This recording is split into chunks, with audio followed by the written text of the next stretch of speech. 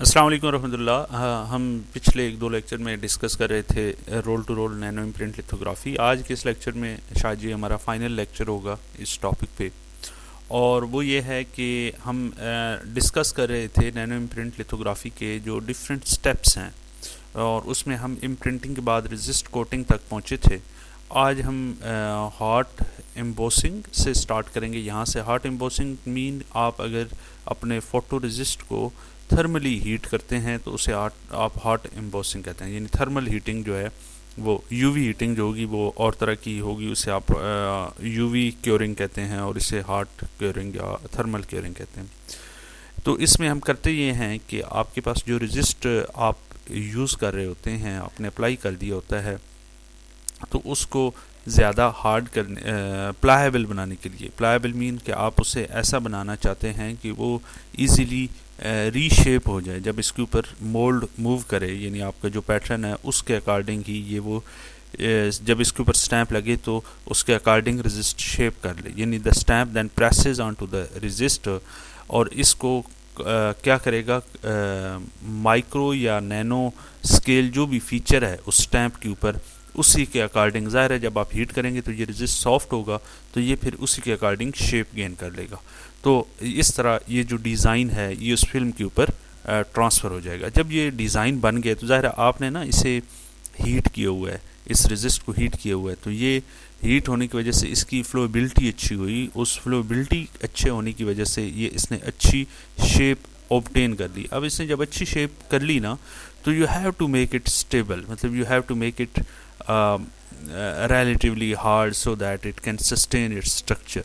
तो उसको ना सस्टेनेबल बनाने के लिए, उसके स्ट्रक्चर को वहाँ पे रिटेन करने के लिए, उसके अंदर एक सर्टन स्ट्रेंथ ऑब्टेन करने के लिए आप उसे दोबारा सॉलिडिफाई करते हैं, यानी आप कूल करते हैं। वो जो हीटिंग की वजह से उसकी कम हो गई थी स्ट्रेंथ, उसको वो दोबारा कूल करेगा तो हार्डनेस बढ़ जाएगी और उसकी स्ट्रेंथ भी आ जाएगी। तो ये कहता है रेजिस्ट को जब आप कूल करते हैं तो ये सॉलिडिफाई होता है, और वही पैटर्न जो आपने इस स्टैम्प से बनाया था ये उसी तरह का उसके ऊपर एक सॉलिडिफाइड पैटर्न बन जाता है। अब यहाँ पे ना मैंने जैसे पहले नाम लिया था, अब इसकी रीज़न्स हैं। जब आपका साइंटिफिक रीज़न क्या है कि precise nanoscale pattern on a substrate by applying a combination of pressure and heat to a resist material। ये दोनों ज़ाहिर है आपने रेजिस्ट, जब आप रेजिस्ट को आप हीट कर रहे होते हैं, साथ साथ रोलर उसके ऊपर जब मूव करता है तो ज़ाहिर है आप प्रेशर भी अप्लाई कर रहे होते हैं। ये कहता है जो रेजोल्यूशन है, रेजोल्यूशन ऑफ द इम्प्रिंट का मतलब ये है, रेजोल्यूशन से मुराद ये होती है कि how small feature you can basically obtain you are going to make. जितनी स्मॉल फीचर्स आप बना सकते हैं उसकी रेजोल्यूशन उतनी ज़्यादा होगी। वैसे रेजोल्यूशन को साइंस में हम ये कहते हैं कि किसी भी, अगर आप माइक्रोस्कोप्स की बात करते हैं तो माइक्रोस्कोप के केस में हम ये कहते हैं कि दो पॉइंट्स लगे हों, लेट्स सपोज एक पॉइंट ये है और एक पॉइंट ये है, तो इन दो पॉइंट्स के दरमियान जो डिफरेंस है, मिसाल के तौर पर एक पॉइंट ये है और एक पॉइंट ये है, अब ह्यूमन आई शायद इन दो पॉइंट के दरमियान डिफरेंस को अलग अलग ना करके देख सकती हो, क्योंकि हमारी आई की रेजोल्यूशन उतनी नहीं है, लेकिन इतनी है कि इन दोनों के दरमियान सेपरेशन देख सके या इन दोनों के दरमियान देख सके।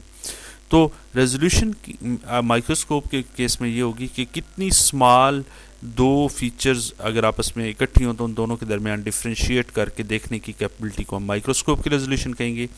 लेकिन जब हम बात कर रहे होते हैं किसी नैनो या माइक्रो फैब्रिकेशन टेक्निक की, तो उसमें हम कहते हैं कि कितनी स्मॉल फीचर हम इस प्रोसेस के थ्रू बना सकते हैं। तो अब इस रेजोल्यूशन को ना, इस जो भी इम्प्रिंट है, इसकी मिसाल के तौर पे अगर आपके ये रेजिस्ट की ये एक स्मॉल फीचर है, आप चाहते हैं कि आप यहाँ पर ना कोई भी चीज़ फ्लो करके यहाँ पर आए, और जब आप रेजिस्ट को या मोल्ड को रिमूव करें तो ये फीचर बने। अब ये स्मॉल फीचर तब बनेगी जब इसके अंदर जो फिलिंग मटेरियल है उसकी फ्लोबिलिटी अच्छी होगी। तो कहने का मतलब ये है वो तो फ्लो होकर यहाँ तक ताकि अंदर तक आ जाए, जब हम इसे रिमूव करें तो ये सॉलिडिफाई होकर ये एक प्रॉपर कोई भी पैटर्न या शेप बना दे।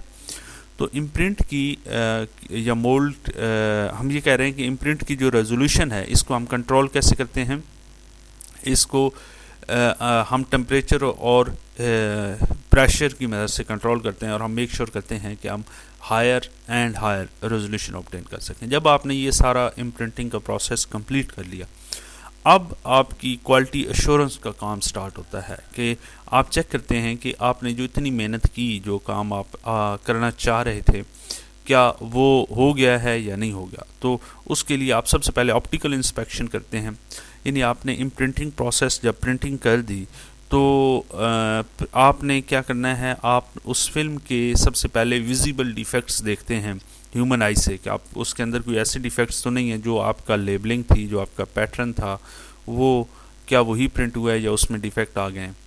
तो माइक्रोस्कोपिक एग्जामिनेशन भी होती है, अगर आपने बहुत फाइन डिटेल, यानी अगर आपकी ह्यूमन आई की रेजोल्यूशन ज़ाहिर है इतनी ज़्यादा नहीं है, तो आप माइक्रोस्कोप की मदद से भी देखते हैं, और uniformity of the imprinted text उसको भी देखते हैं कि वो यूनिफॉर्म भी है कि नहीं। मिसाल के तौर पे डेप्थ वाइज आप देखते हैं, आपकी उसकी विड्थ वाइज देखते हैं कि क्या throughout the whole length of the text उनकी विड्थ सेम है, डेप्थ अगर वो इन डेप्थ पैटर्न है तो क्या उसका वो भी ठीक है, सारी चीज़ें।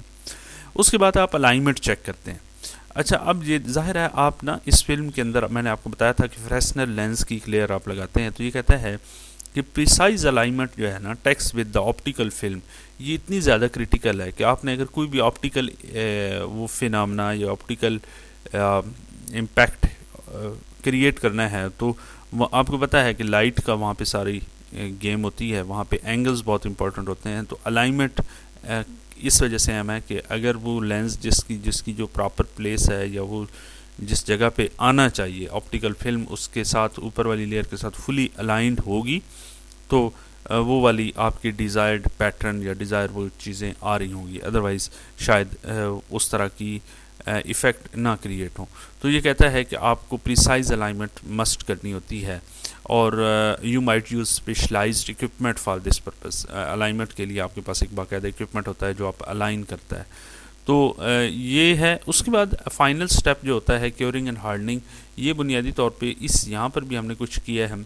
आपका जब पैटर्न ट्रांसफ़र हो गया और आपको लगा कि आपकी जो रेजिस्ट है वो आपने मतलब पैटर्न ट्रांसफ़र प्रेसिंग करके एक्सपोज करके उसके बाद आप और उसे दो तरीक़ों से हीट करते हैं। वहाँ पहले भी मैंने आपको बताया, यहाँ पर भी, कि आप ना उसको हार्ड कैसे करते हैं। तो दो हीटिंग मेथड हैं, एक यूवी के थ्रू यानी लाइट के थ्रू आप करते हैं। यहाँ पे आपको ये अगर आपको जो नज़र आ रही है हार्डनिंग, वो यूवी लाइट के थ्रू आ रही है, और यहाँ पे यूवी लाइट से हो रही है और यहाँ पे थर्मल हीटिंग से हो रही है। तो उसके बाद फाइनली आप अपने जो एंड रिज़ल्ट है उसके करीब पहुंच जाते हैं। तो इन समरी यहाँ पे ना ये वही चीज़ दिखाई गई है कि मिसाल के तौर पे ये आपके पास इंटरनल हीटर हैं इस रोलर के अंदर, ये इस रोलर के ऊपर वो पैटर्न है, वो स्टैंप है जो आप इस रेजिस्ट लेयर के ऊपर करना चाहते हैं। तो जैसे जैसे ये रोलर इसके ऊपर मूव करता जा रहा है, आप देख रहे हैं ये PMMA एक पॉलीमर है, उसके ऊपर जब ये मूव करता है तो इसके ऊपर ये पीछे एक पैटर्न बनता जा रहा है। और ये हीट कहाँ कर रहे हैं, इसको हीट कर रहे हैं, इसके अंदर हीटर पड़ी हुई हैं, ये रोलर है। तो ये पैटर्न इसके ऊपर प्रेसिंग एंड रोलिंग करते हुए जब हम इसके ऊपर से गुजर जाता है ये रोलर, तो या ये शीट यहाँ से निकल रही होती है, तो इसके ऊपर ये पैटर्न बन रहे होते हैं। उसके बाद ये ज़ाहिर आप दूसरी साइड पे इसे कलेक्ट कर रहे होते हैं ये पैटर्न शुदा। तो कलेक्शन के बाद आप कटिंग करते हैं और पैकेजिंग करते हैं। यानी आपका जब पैटर्न ट्रांसफ़र हो जाता है इस फिल्म के ऊपर, तो आप इसे क्योरिंग के बाद एक लार्ज रोल आपको ऑब्टेन होता है। इसको आप स्मॉलर शीट्स में कट करते हैं अकॉर्डिंग टू योर डिज़ायर, और जो फाइनल प्रोडक्ट है फिर आप उसे पैकेज करते हैं मुख्तलिफ़ एप्लीकेशन में, जहाँ जहाँ पे आप ऑप्टिकल डिवाइसेस हों या डिस्प्लेज हों या ऑप्टो इलेक्ट्रॉनिक्स एप्लीकेशन हो, वहाँ पे ये सारे करते हैं। तो अगर इन समरी मैं roll to roll nano imprint lithography process को समराइज़ करूँ तो ये है कि आप सबसे पहले फ़िल्म प्रिपरेशन करते हैं, फिर ऑप्टिकल फ़िल्म कोटिंग करते हैं। फ़िल्म प्रिपरेशन से मुराद मैंने आपको बताया था कि उसे नीट क्लीन करते हैं। फिर उसके बाद आप ऑप्टिकल कोटिंग करते हैं जिसमें आप फ्रेशनल लेंस या ऑप्टिकल रेजन लेयर लगाते हैं। फिर आप नैनो इम्प्रिंट लिथोग्राफी करते हैं। फिर आप क्वालिटी चेक करते हैं, क्वालिटी के बाद आप फाइनली क्योरिंग हार्डनिंग के बाद आप कटिंग करते हैं। ये था हमारा आज का लेक्चर। आई होप सो कि आपको अंडरस्टैंड हुआ होगा इस वाले से। अगर आपको कोई क्वेश्चन हो आप कमेंट सेक्शन में ज़रूर पूछ के आई विल मेक श्योर कि मैं आपको जल्द से जल्द रिस्पॉन्स करूँ। Thank you so much. अल्लाह हाफिज़।